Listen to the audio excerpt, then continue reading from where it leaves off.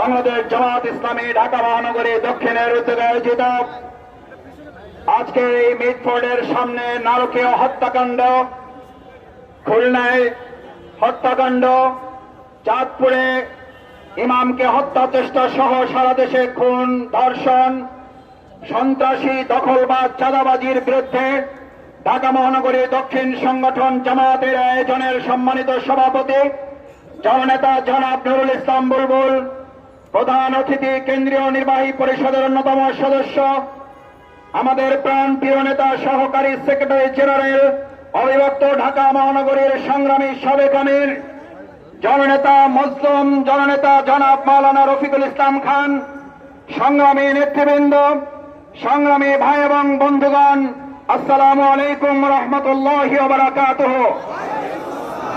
প্রধান অতিথি এবং সভাপতি বক্তব্য রাখবেন। আমি কথা সংক্ষেপে কয়েকটি বলতে চাই। আমার ভাই এবং বন্ধুগণ, দেশ আমরা নতুন করে আরেকবার দ্বিতীয় স্বাধীনতা অর্জন করেছি বলে দেশের মানুষ কিছুটা স্বস্তির সাথে যখন জীবনযাপন শুরু করেছে, তখন আমরা লক্ষ্য করেছি একটা দল নির্বাচন নির্বাচন নির্বাচন চিকির তুলে অন্তর্বর্তীকালীন সরকারকে ব্যর্থ এবং তাদেরকে অস্থিতিশীল করে যেন তেন একটা নির্বাচনের পায়তারার অংশ হিসাবে এই অন্যায় অপকর্মগুলো শুরু করেছে।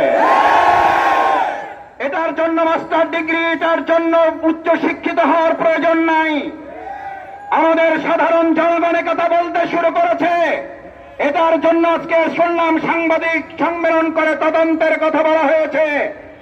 এদেশের মানুষ তদন্ত করার কথা বলে, কিন্তু তাদের কাছে একটা তদন্ত আছে।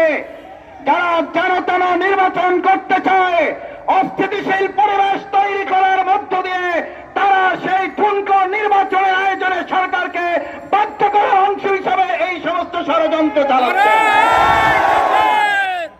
9 তারিখে ঘটনা সংঘটিত হয়েছে। আজকে সাংবাদিক সম্মেলন কেন? আমরা সেই দলের কাছে জানতে চাই। 9 তারিখে আপনার নেতাকর্মী হত্যা হয়েছে, আপনার তো সেদিন সাংবাদিক সম্মেলন করে জনগণের কাছে আপনার ঘটনা উপস্থাপন করার কথা ছিল।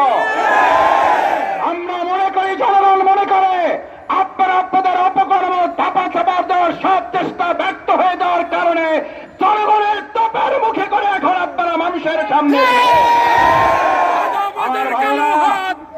আরেকটা কথা বলে শেষ করতে চাই। পৃথিবীর ইতিহাসে সম্ভবত এটা বিরল ঘটনা। মানুষ আন্দোলন করে সরকারের বিরুদ্ধে, আর আমাদের দেশের মানুষ এখন একটা দল